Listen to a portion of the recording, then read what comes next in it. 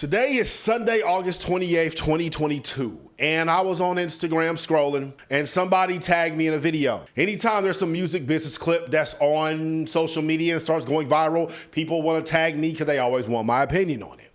And inside of this clip, it was someone who is older, who has been in the music industry for a very long time, was telling artists that the first thing they need to do before they give their record to the DJ.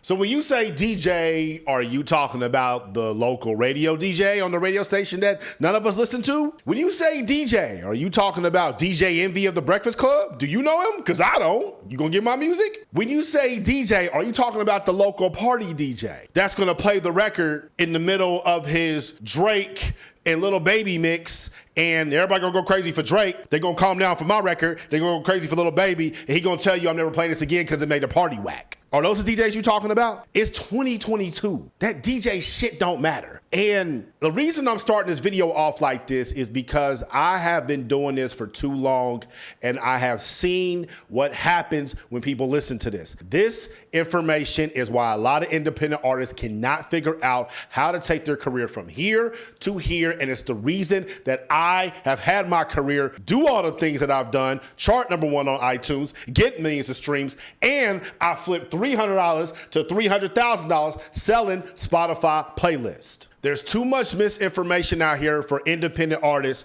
where if you start listening to these people who have only worked with major record labels or only worked with major artists or have only been inside of the industry system, they will start having you believe that it is not possible for you to make a living from your music. And I am living proof that that is a lie. And in this video, I'm gonna walk you through the entire ways that I went from making no money from my music to now I'm able to do this full time, make almost $1 million a year. I have a CFO, I have a COO, I work from home, and my life is great because I didn't listen to these assholes saying this shit in these stupid ass clips. We're gonna have 4 talking points in this video. How I got my first $1,000, how I got my first $10,000, how I got my first $100,000, and how I'm gonna get to $1 million. If you're somebody who wants to learn how to make money online, how to flip Spotify playlists, an independent artist who's trying to figure this out, a YouTube creator trying to figure this out, you need to save this video, you need to like this video, you need to subscribe to the channel because this video is specifically for you. If you somebody that's not in any of them categories, but you just interested to see how I took $300 to $300,000 selling Spotify playlist, watch this entire video because the story is pretty fucking crazy. Hit like, hit share, hit save, hit subscribe, give super thanks. What is super thanks? Super thanks to wait for y'all to give me money even though I ain't live and I'm giving you gems. So below, down here in one of these areas, it say thanks. You need to click that, you need to give me some money right now. And after you so kindly give me money, I want you to go into the comments and I want you to do this. Answer this question for me. Which do you prefer, Spotify or Apple Music? We're gonna ask the poll in the YouTube community as well to see what they say.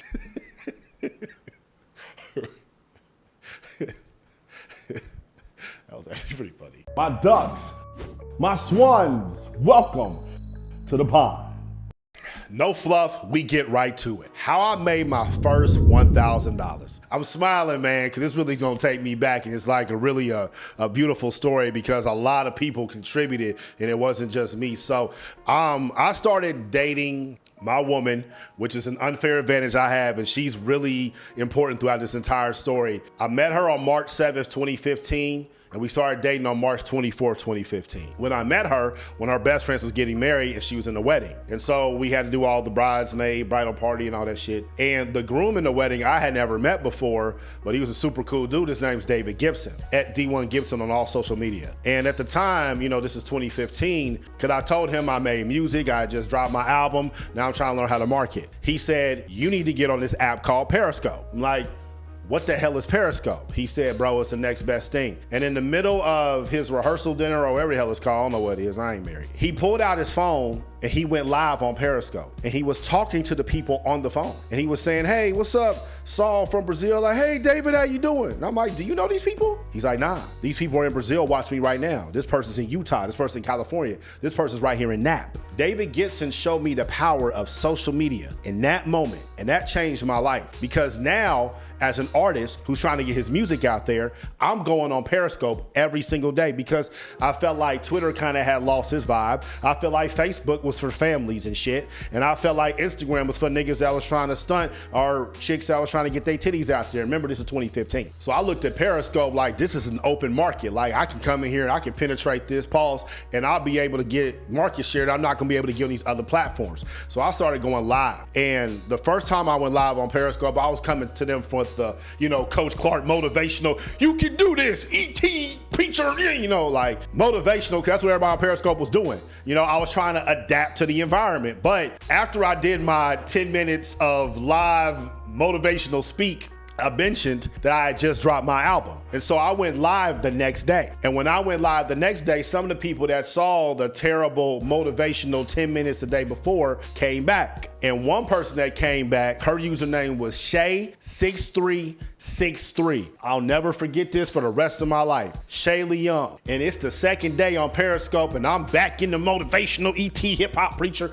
trying to really get into it. And it's like 8 people inside the scope. So anybody that writes a comment, I'm gonna see it. Shay6363 writes a comment that says, Dorian, I bought your album. At that time, I had 2 album sales, me and my mama. So I know she ain't talking to me. Must be somebody else named Dorian inside this chat. I keep going ET hip hop preacher shit. And she's like, Dorian, I bought your album. My ass, I just dropped music. I asked her, I said, what album? And she said, the album that you said you dropped. I bought it. And at that moment, I was like, it is that easy to sell shit online. All this stuff I'm doing, trying to get these emails and get on the front cover of Dat Piff and Hip Hop DX and hitting on the radio station, these DJ, these parties, all this bullshit. And all I gotta do is go on here and tell people to buy my music and they'll do it. I was addicted. So then I just started going live on Periscope every single day. And I built my audience up to about 20,000 followers. I trended on there 7 or 8 times. I was trending with Steve Harvey and some other shit.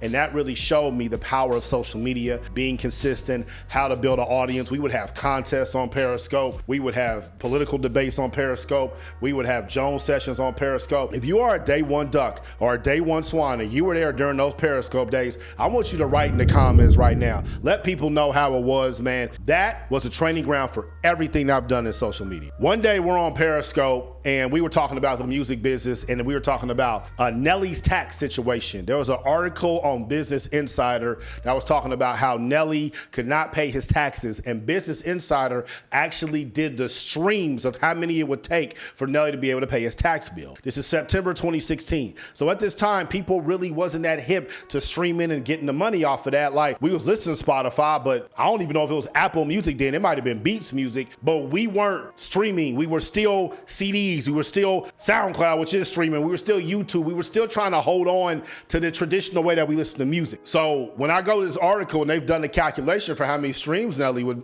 need to pay off his tax bill, it's real interesting to me. And inside of the article, they had embedded tweets from Nelly's fans about how they wanted to help him get out of his tax situation. And at the time, I had 20,000 on Periscope, and I had my song Don't Sleep out. And I was thinking like, man, you really can make money from Spotify like that? So I told the pawn on Periscope at that time, let's do this. Let's do this. Let's have Don't Sleep. Don't sleep. Go to bed tonight, put my song Don't Sleep on repeat, put your phone on mute, and have it play all night to see if this Spotify thing is real. And so the pawn did that. Up to that point, my music had been out for about 18 months. And on YouTube and Spotify and SoundCloud and Deezer and Tidal and whatever platforms were out at that time, I had a total of 300 streams. Within 2 days of us doing this, not letting Don't Sleep, I had 2,300 streams just on Spotify. The shit worked. Fucked me up. Because I knew how powerful streaming was. I knew that if you got a certain amount of streams, you can start making some serious money. And so this is October 2016. So I started telling my audience, hey, start streaming, don't sleep. I became obsessed with streaming. I became obsessed with Spotify playlists. I was Googling, I was YouTubing, I was Twittering, I was stalking any information I could get on playlists or who worked at Spotify. I was trying to get, I'm listening to every interview because I know that this is a way for me to accomplish two things as an artist: get my music heard and get me paid for my music, which is all any artist ever wants to do. When I got that first royalty check in December 2016 for $23.91, I knew I had something because I did that from hunting down and getting on Spotify playlists. I didn't have to sell any music per se. So I knew I could continue to do this. And then next month in January, we made over $100 just from Spotify streams. Now I'm able to pay off little bills, cell phone bill, whatever. Now my music is a real asset. So what I did is I started hunting Spotify playlists. I started going and looking at the top Spotify playlists. I would go find the people on Facebook. I would stalk their ass and I would, negotiate with them, offer them shout outs on my Periscope because I had 20,000 followers.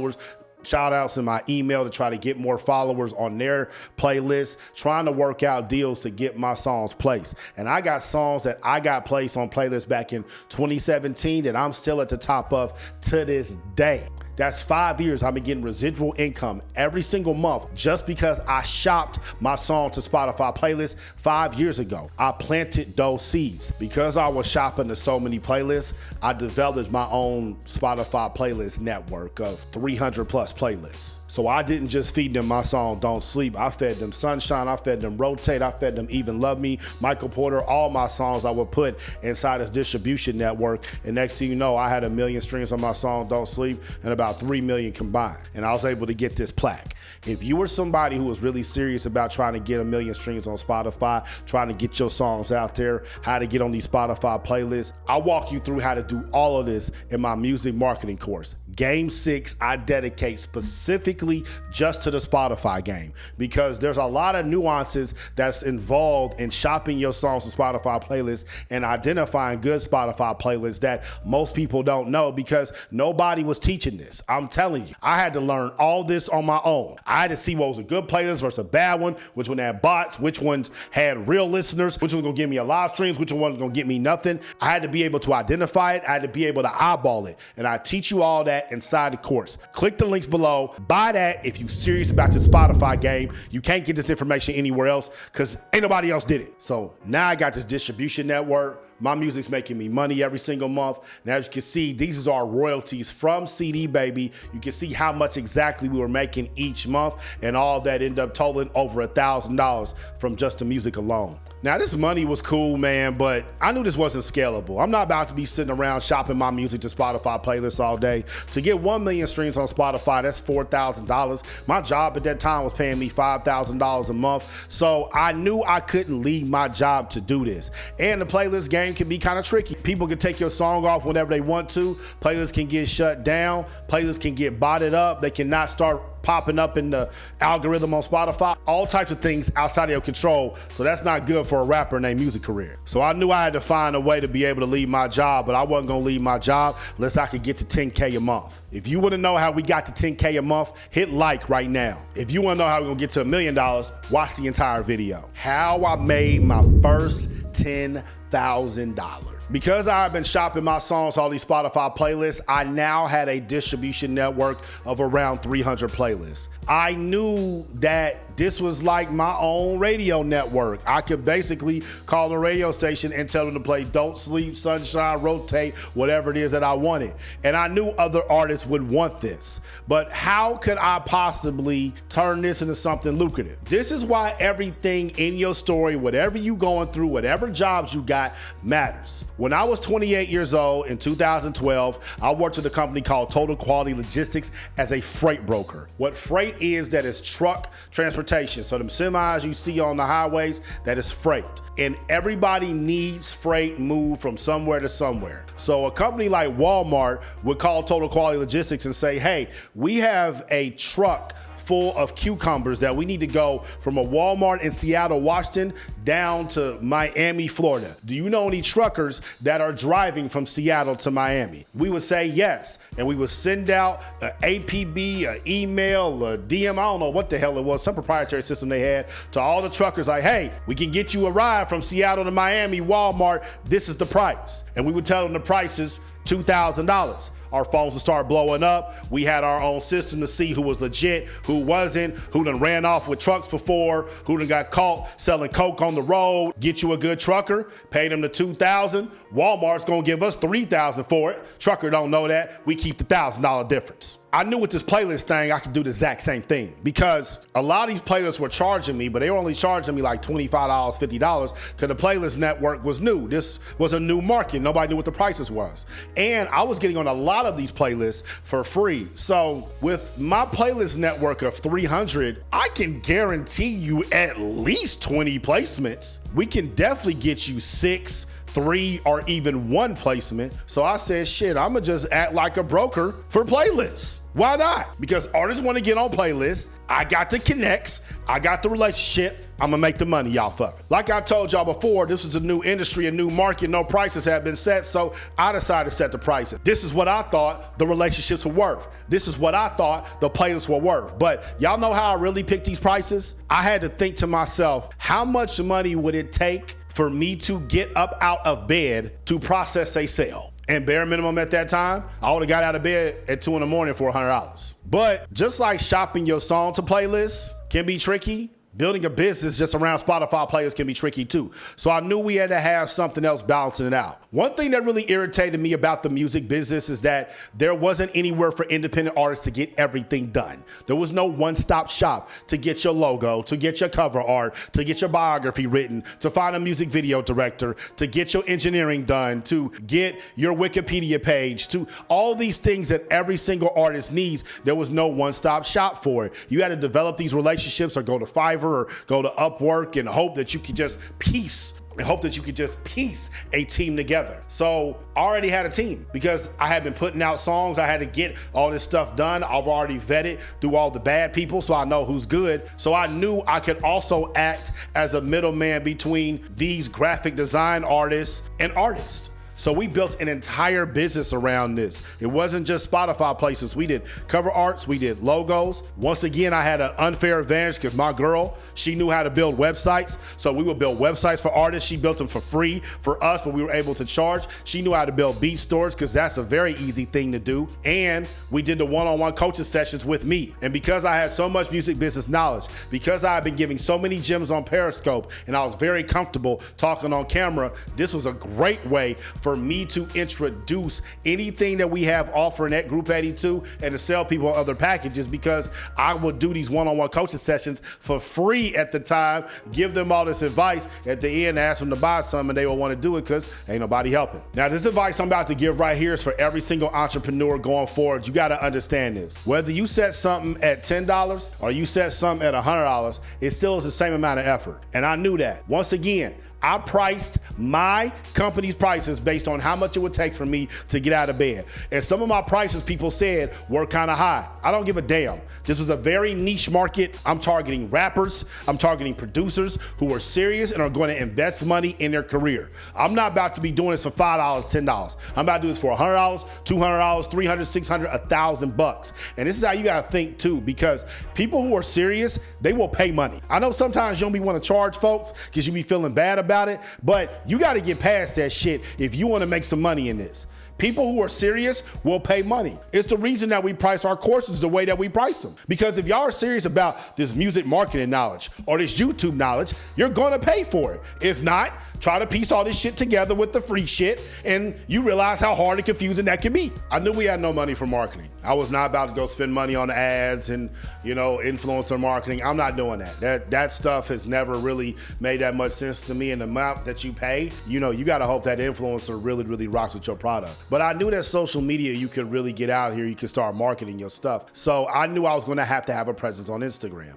At this time, Periscope was starting to die down. Twitter bought it. They didn't know what to do with it. I actually flew out to Twitter's headquarters and spoke to them about Periscope. Them people was lost. They had no idea. Wasn't a single black face in that Periscope team. Damn near no black face in the whole Twitter office. And they just had no idea what to do. So it was going to shit. I was already starting to shift over to Instagram because a lot of my audience was using Instagram. They kept asking me to go over there. But I wasn't a photographer and I wasn't doing photo shoots every weekend with pictures of myself. And this is 2016, 2017. So like, I'm thinking, how am I going to have a presence on Instagram? Well, fortunately for me, Instagram launched a feature where you could drop videos if they were less than 60 seconds. I remember all the tips I was giving on Periscope. And I remember how a lot of them tips started going off and people wanted more and more. Those tips were based around the music business. I got a business now that's aimed towards rappers and artists, people interested in the music business. Why not give the music business tips in under 60 seconds on Instagram? I was like, I could do that, but I don't know how to edit videos. Once again, you know, people around you contribute to your success. My homeboy from college, my brother Darren Chapman, he came out to LA and visited me. And when he came out there, I was telling him what I was doing, what I had going on, and what the next steps were. And he was like, bro, Duck, you ever thought about hiring interns? I was like, nigga, I ain't hiring no interns. I can't hire interns, bro. Like, I can't do that. He said, you got an LLC? I was like, yeah, I got an LLC. He said, that's all you need to hire interns. I said, man, stop lying. He was like, no, they had a company. That was an athletic apparel brand. And they hired interns from local colleges because they had an LLC. The interns got college credit and you got the labor. And thinking about the entire time I was in college, I did a lot of unpaid internships with companies. So I was like, damn, that is a great way. We need video editors because I don't know how to edit videos. So let's go hire some video editing interns. We went to Indeed. We made an ad. I consulted my music video director and asked him what we should put inside the ad. He gave me some really good advice. Shout out to Darius Turbach of Cloud Harvest Creations. And we hired 4 video editing interns. And if you scroll all the way down on my Instagram and you look at the beginning, you're gonna see some pictures, then you're gonna see some videos. You're gonna see how shitty these videos were. They lacked continuity, color schemes was off, font was off. I didn't give a shit. I cared about sales. These were commercials for group82music.com for us to make money so people can get these one-on-one coaching sessions, these beat stores, and these Spotify placements. And guess what? It worked. I was making these videos, people were learning from them, and that made them intrigued when they came to our website at group82music.com. I had another unfair advantage where I had 1 million streams on Spotify. This was 2017. A lot of artists wanted 1 million streams on Spotify and they couldn't get it. So knowing that as an independent artist, that was my unfair advantage and other artists wanted, I built an entire ebook about how to get 1 million streams on Spotify in 2017. Nobody's really talking about this. And I made a 10-step process. And inside of each step of that ebook, I made sure that it was a service that Group 82 offered at that time. And we gave that ebook away for free in exchange for a person's email. So I would film these videos at home on my iPad. I would send them off to the free video editors who were at local colleges. They would send it back to me. I would upload it to Instagram for free. People would go to group82music.com, click on our website. I would give them a free ebook, how to get 1 million streams on Spotify. They would read the ebook. They would click the links inside the ebook. They would buy our products. If you want to see this ebook and how it was and how it was written, and you want to be able to use this as a template for your business, it's actually published on Amazon now. And the link is in the description. I'm a published author, bitch. If you're somebody that wants to get 1 million streams on Spotify, that ebook's cool, but you're gonna need more action items. I got an entire section of my course dedicated to how to get 1 million streams on Spotify. Click the link below and buy that and enroll in that course, and you'll be able to get your plaque just like I got mine back here. So once we had this entire funnel rolling, all I had to do was just keep making content, and that would keep generating sales. So we got over the $10,000 mark pretty quickly. And I had a decision to make, which became one of the best decisions I ever made in my life. Before I made that decision, something happened that, shocked me and really changed the trajectory of where the business was going to go. I had made another song and I was shopping into my now personal radio playlist distribution network. And one of the dudes who was a big fan of mine, I had sent him like a shirt or a hat, because he kept adding our songs to playlists. He would never charge me. He would always add me to the top. His playlist had like 10,000 followers. Shout out to him. So I hit him, sent him the new record. He's like, Dorian, I feel like he was like in Luxembourg or something. The song is dope, man, but I'm gonna listen to it personally, but I don't own the playlist no more. The hell you mean you own the playlist no more? I sold it. The hell you mean you sold it? Niggas can't buy playlists. It's like, yeah, man, you can buy playlists. And this is how. And inside of Facebook Messenger, he showed me exactly how people can buy and sell playlists.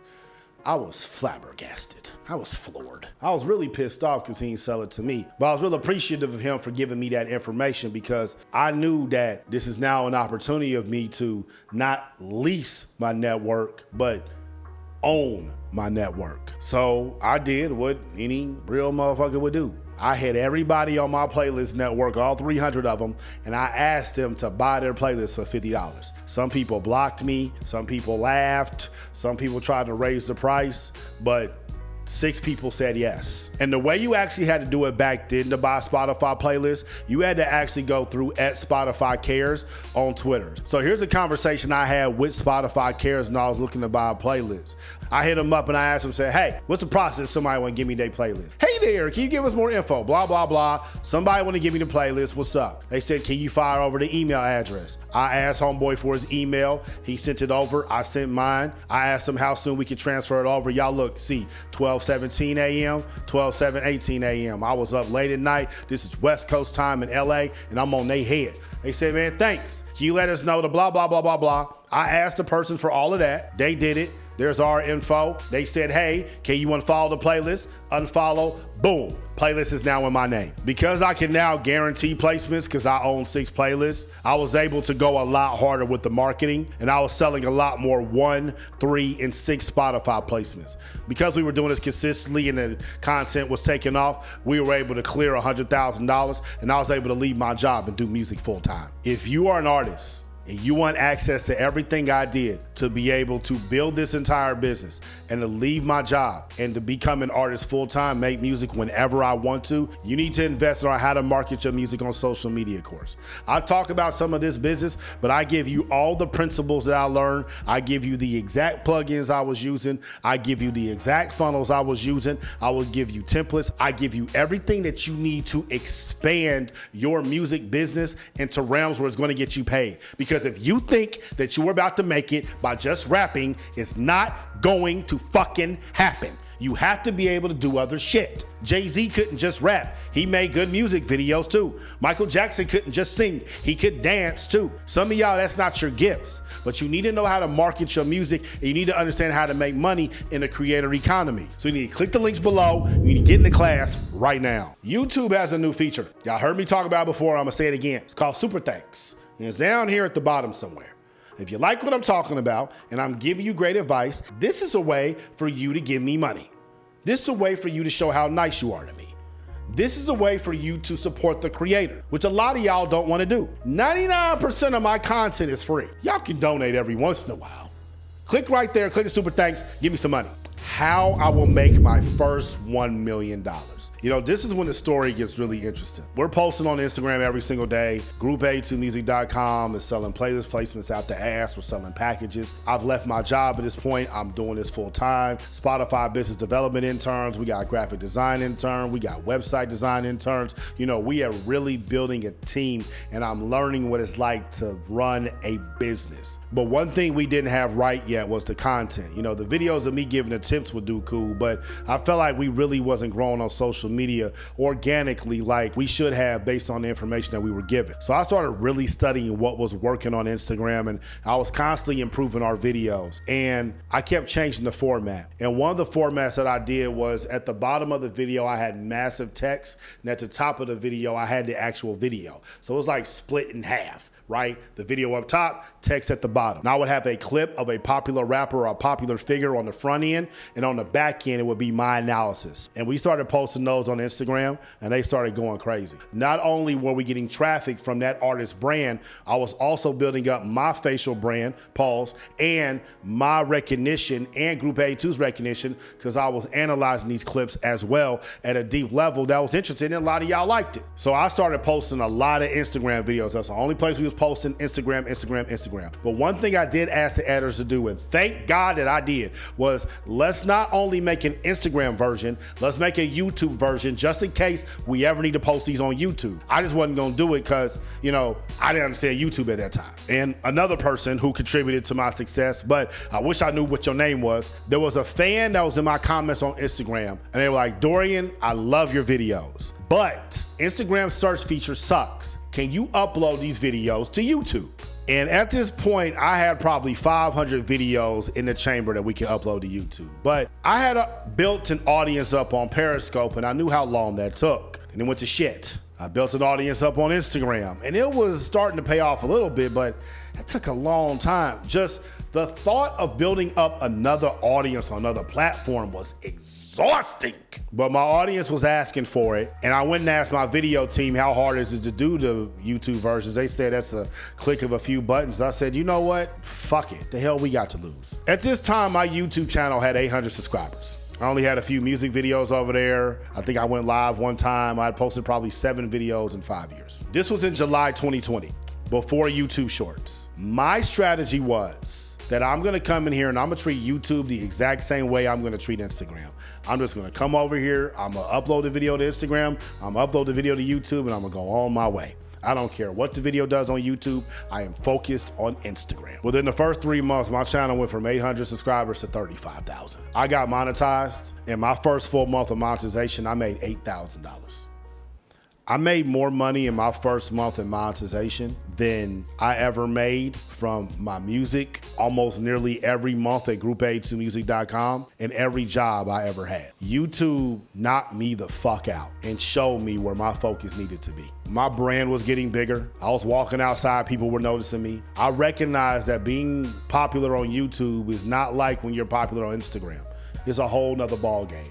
I got introduced to SEO, the creator economy, and just like I got obsessed with Spotify playlists, I got obsessed with how can I dominate YouTube and make money in this. This caused me to completely shift my focus to YouTube and the creator economy. Since then, we gotten up to 220,000 subscribers. We got 126 million views, and my channel was made nearly $100,000 just from YouTube ads alone. But I was now running 2 businesses. I was running Group82music.com, and I was running this YouTube creator business. And I knew that I had to make a pick because Group82music.com was starting to become a nuisance because you're adding people to Spotify playlists. Artists think if they get added to a playlist, they're supposed to get millions of streams. Nothing in marketing works like that. People were saying that they didn't get added to the playlist when they were. There was PayPal disputes. It was just annoying. And with the amount of money I was making on YouTube from ads and from affiliate partner programs and from digital products that I was selling, there was no reason for me to have that headache of Group82music.com anymore. YouTube is the most powerful marketing vehicle that there is. I've built a business before. I can shift this business and take it to another level where it isn't just centered around music, but I have to let it go. So in January 2022, what I did is I did a final sale. I said, anybody who gets their song added to Group82music.com playlist, the song is going to stay on those playlists permanently. And all 6 of those playlists are on Spotify right now. Anyone that got added, their song is still on there on Spotify permanently. You can go listen to them. So after closing the business, my initial investment of $300 for those 6 Spotify playlists made me almost $300,000 just from Group82music.com alone. Group82music.com alone, that was my A&R. That was my Jay-Z finding J. Cole. That was my Dr. Dre finding Snoop. That was my Lil Wayne finding Drake. That got me in. That got me the money. That got me the attention. That got me the market share, because now I'm an important voice in the music marketing space. I'm an important voice in the digital creator space. I'm an important voice in the entrepreneur space, and YouTube has allowed me to show all of those skills. So we are able to get other revenue streams that I wouldn't have been able to have access to had I just focused on rapping. The three primary revenue streams for our creator business is YouTube ad revenue, partner revenue, and in digital product sales. Those three primary revenue streams all have secondary revenue streams that come off of it, and combined, those revenue streams are gonna make us over $1 million. Now, I know for a lot of y'all watching this, it's probably not a lot of money, but to me, to say that a first generation college student who was never signed, who had no manager, who had no big cosigns, who had no huge promotion at all, was able to chart #1 on iTunes, get millions of streams, get over 100 million views on YouTube, and now is gonna become a millionaire, that's a hell of a fucking accomplishment to me. You can kiss my ass. And I'm not the only one that can do this. This creator economy is in its infancy. This how to make money online economy is in its infancy. There aren't that many black creators that are talking about this. So if you're black, that is one of your unfair advantages. You've been hearing me talk about unfair advantages all throughout this video. Being black is one of yours. Being a woman is one of yours. Being gay is one of yours. Being conservative is one of yours. Whatever it is that you do, you have an unfair advantage, and YouTube allows you to find that audience online. If you're somebody that really wants to understand how to maximize the money in this creator economy that's brand new, I made an entire section, our course, on how to make money from YouTube. I break down all the revenue streams we make from YouTube, the partner revenue, the digital product revenue, the ad revenue, how you can get paid from YouTube Shorts from day one, how much money I make, and how it can be forever money that you get paid every single month, the same way you get paid royalties from your music. If you're somebody that wants to do that, click the links below and then buy that course right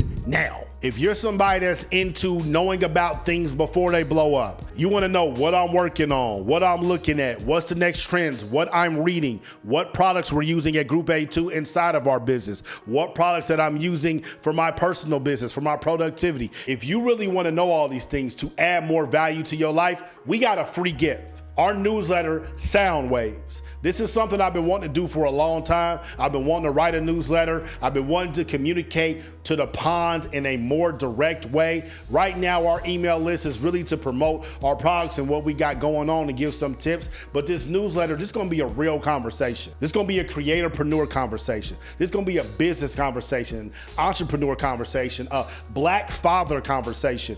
Anything that I feel that the pond needs to know or what is on top of mind that I'm working on before I'm gonna introduce it to the rest of the world, I'm gonna talk about in SoundWaves. It's free, and we're gonna send it out once a week, every Sunday. It's gonna hit your inbox for free. So if you're interested in our newsletter, SoundWaves, click the link below and get in it for free. My story is my story. I looked at Jay-Z's story, I looked at J. Cole's story, Drake's story, Kendrick's story, Nas' story, Kanye's story, Ludacris' story, 50's story, T.I.'s story, not my story. I had to live my story. This is what got me to this point where I can make music and be a creator full time.